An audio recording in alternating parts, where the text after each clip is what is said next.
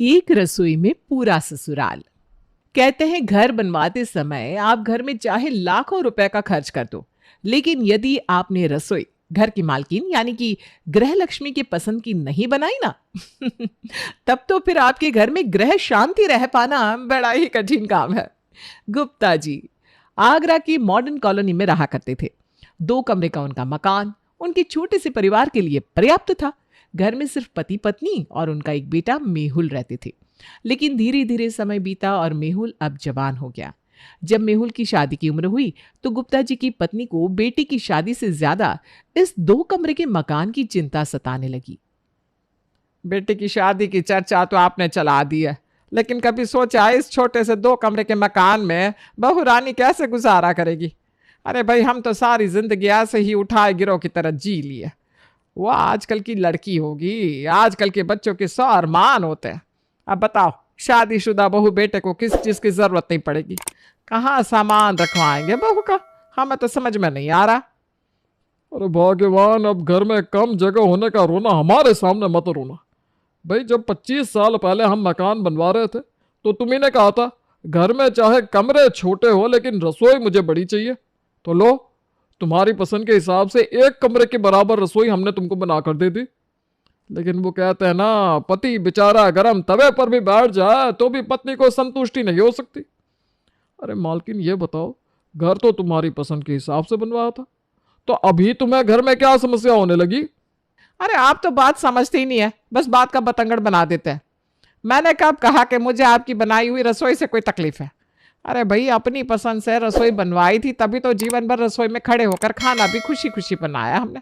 कभी आपसे कोई शिकायत किए हो तो बताओ। हमारे घर की रसोई में कोई समस्या नहीं है, बल्कि इतनी बड़ी हवादार रसोई है कि एक साथ 5 लोग खड़े होकर भी खाना बना लेना तब भी घुटन नहीं होती। लेकिन इन कमरों का क्या करो? अरे महाराज, जब तक हम पति पत्नी और एक बेटा थे, छोटा सा परिवार था, किसी तरह गुजारा हो ही जाता था। लेकिन बेटे की बीवी आएगी तो 2 परिवार हो जाएंगे। अब छोटे छोटे कमरों में कहाँ गुजारा होगा?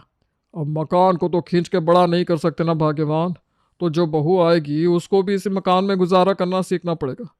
और मेरे पास तो करोड़ों का बैंक बैलेंस है नहीं कि फट से जाए और नया मकान खरीद ले। हाँ जी, बात तो आपकी ठीक है। और मकान कौन से ऐसे ही मिल जाते हैं? इतनी महंगाई हो रही है। बड़ा मकान लेने चलेंगे तो कम से कम 60-65 लाख रुपए की जरूरत पड़ेगी। कहाँ से लाएंगे इतना पैसा? वही तो मैं तुम्हें समझाने की कोशिश कर रहा हूँ भाग्यवान। जितनी चादर है उतने ही पाँव पसारो, वरना ये बड़े बड़े शौक पूरे करने के चक्कर में किसी दिन बिकने की नौबत आ जाएगी हमारी। अरे भाई, बहू आएगी तो किसी रियासत की राजकुमारी तो ब्याह कर हम लोग लाएंगे नहीं, अपनी हैसियत के अनुसार ही बहू लेकर आएंगे ना। थोड़े दिन समस्या हो गई, धीरे धीरे वो भी एडजस्ट करना सीख जाएगी। गुप्ता जी के समझाने के बाद गुप्ता जी की पत्नी श्वेता उनकी बातों से सहमत हो गई थी।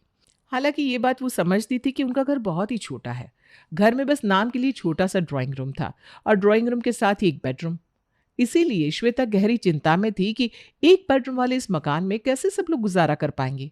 खैर, गुप्ता जी ने नया मकान खरीदने के लिए साफ साफ लाल झंडी दिखा दी थी, क्योंकि जितनी सेविंग उनके पास थी, इतने पैसों में अभी उन्हें अपनी बेटी की शादी भी करनी थी और बुढ़ापे के लिए कुछ बचाकर रखना जरूरी था। एक एक करके मेहुल के लिए कई सारे अच्छे रिश्ते आते हैं, लेकिन छोटा सा घर देखकर ही अच्छे रिश्ते वापस लौट जाते हैं।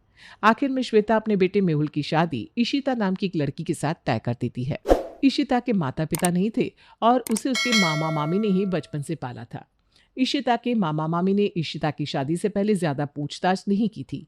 वे लोग उसकी शादी की जल्दबाजी में थे, इसलिए जल्द ही मेहुल के साथ उसका रिश्ता पक्का हो जाता है। शादी के बाद इशिता मेहुल के घर आ जाती है। मेहुल, ये मेरे घर से जो सामान आया है, ये सब मैं कहाँ रखवाऊं?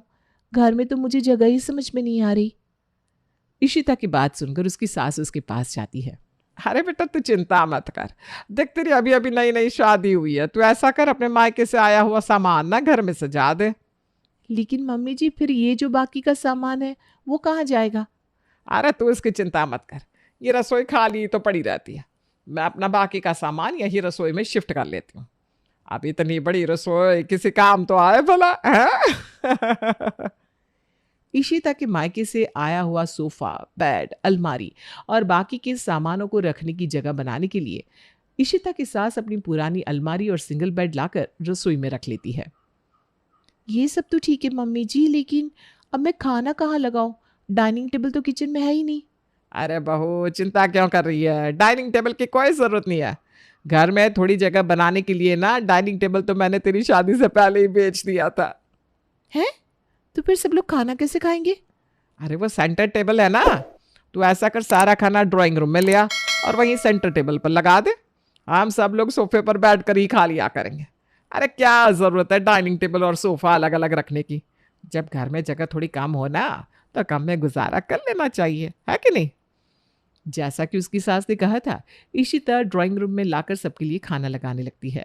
बार बार किचन में जाकर थाली में खाना लगाना, फिर उसे सेंटर टेबल पर लाकर रखना इशिता को बड़ा उलझन का काम नजर आ रहा था। इसलिए 1-2 दिन बाद इस झंझट से बचने के लिए वो खाना बनाने के बाद कुकर, कढ़ाई और बर्तन सब कुछ लाकर ड्राइंग रूम में रखना शुरू कर देती है। माँ जी आइए, सब लोग खाना खा लीजिए, खाना तैयार हो गया है। हो तो ठीक है बहू, लेकिन ये तूने क्या किया? ये तो पूरे हॉल को ही तूने किचन बना दिया। पूरे ड्राइंग रूम में बर्तन ही बर्तन नजर आ रहे हैं। हम लोग बैठेंगे कहाँ? आप सोफे पर बैठिए ना, बर्तनों के ऊपर ध्यान मत दीजिए। वो क्या है ना, बार बार रसोई में जाकर कभी कटोरी, कभी चम्मच, कभी ग्लास, कुछ न कुछ लाना पड़ रहा था, जिसकी वजह से मेरी बहुत दौड़ भाग हो रही थी। तो मैंने सोचा खाना बनाने के बाद सब कुछ एक ही बार में लाकर यहाँ ड्राइंग रूम में रख लेती हूँ, ताकि सबको सुकून से खाना खिला सकूँ। हालांकि बहू की ये बात श्वेता को कुछ खास पसंद तो नहीं आई थी, लेकिन वो समझती थी घर ज़रूरत से ज़्यादा छोटा है, इसलिए बहू को एडजस्ट करने में प्रॉब्लम हो रही है। जब से श्वेता ने अपना सामान रसोई में रखा था, तब से इशिता को बर्तन और बाकी के सामान रखने में भी रसोई में दिक्कत आने लगी थी। इशिता सबका खाना लगा रही थी कि तभी श्वेता इशिता से कहती है, अरे बेटा देखो, तो ऐसा लग रहा है बाहर बारिश होने लगी। जाओ जरा छत से कपड़े उतार लो। सास की बात सुनकर बहू इशिता सबको खाना निकाल कर देने के बाद छत पर जाकर कपड़े उतारने लगती है। क्योंकि कपड़े भी गीले थे, इसलिए वो अपने कमरे में जाकर